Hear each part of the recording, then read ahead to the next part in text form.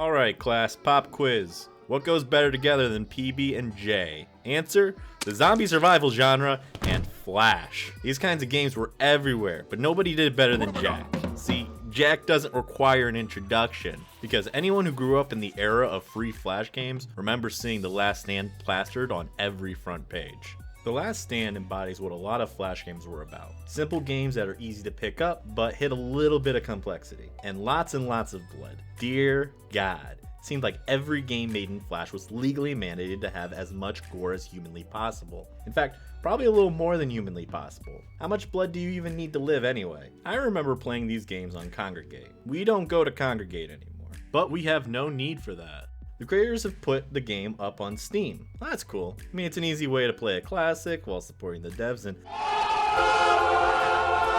Alright, play it cool. We can buy it when it goes on sale. And that's exactly what I did. This is the 100 Club, where me, Al the Chef Guy, 100% games. That's the gimmick. Let's do this. Step 1, read the diary. And then, it's go time. Now give them hell. They start out as a trickle, however, it won't be more than a couple days before we get swarmed. And we can't be too cautious because the barricade can only protect you while it's still standing. Any hit it takes carries over to the next day. That's fine though, because we can rebuild it. That takes time, which is limited as well. And we have better things to do than fix up the crib. We only have 12 hours of daylight, and the zombies come out at night. So we're working around the clock here. If we are gonna survive, we need more hands around here. But for now, just know every hit the barricade takes hurts the most right here, right now, in the beginning of the game. Now, after surviving a wave, we can go and spend our daylight hours searching for weapons or survivors. Survivors are the way to go at first. Every survivor makes daylight searches more efficient. The trade-off is that sometimes they just go missing.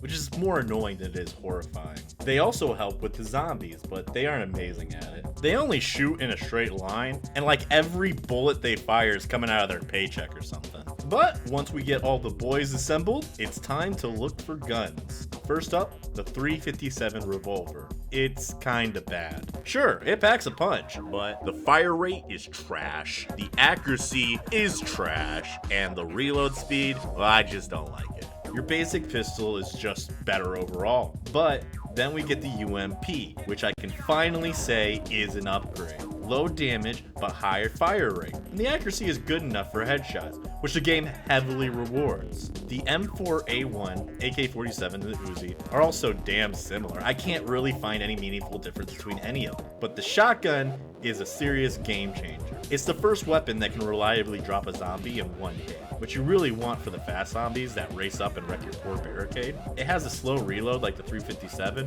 but you can stop it midway, so if you can time your waves, then you'll get a lot of mileage out of the shotgun. But even better than that is the sawed-off barrel. Better damage than the shotgun and a faster reload. Sure, you only get 2 shells at a time, but almost every time you pull the trigger, a zombie gets its wings, because it's dead.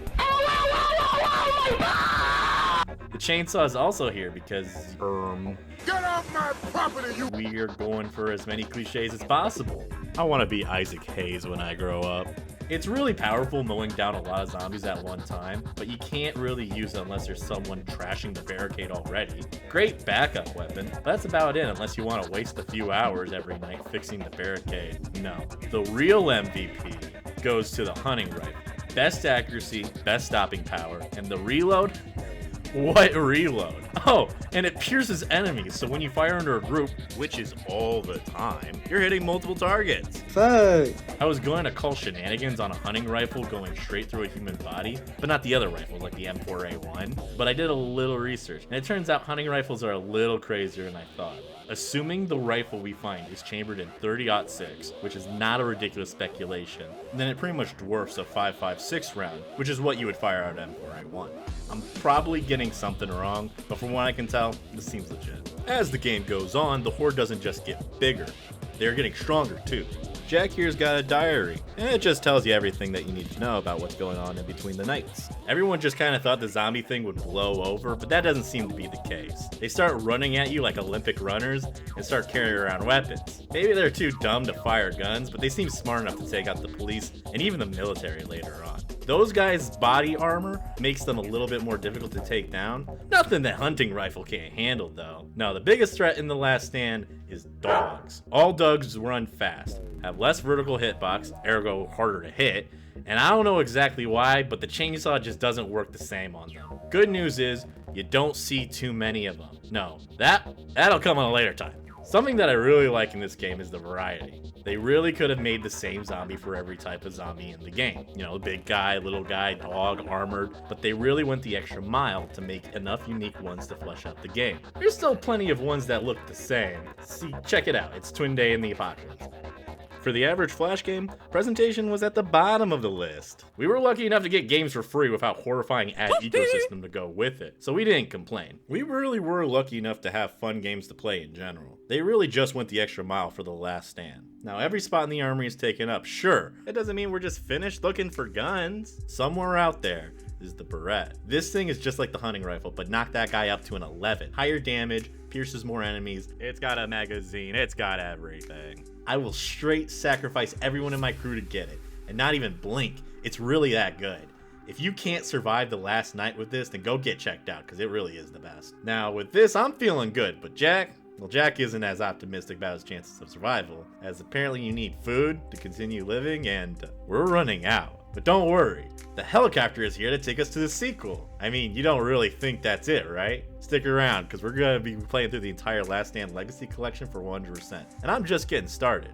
I'm Al the Chef Guy, and I'll see you when the helicopter goes down.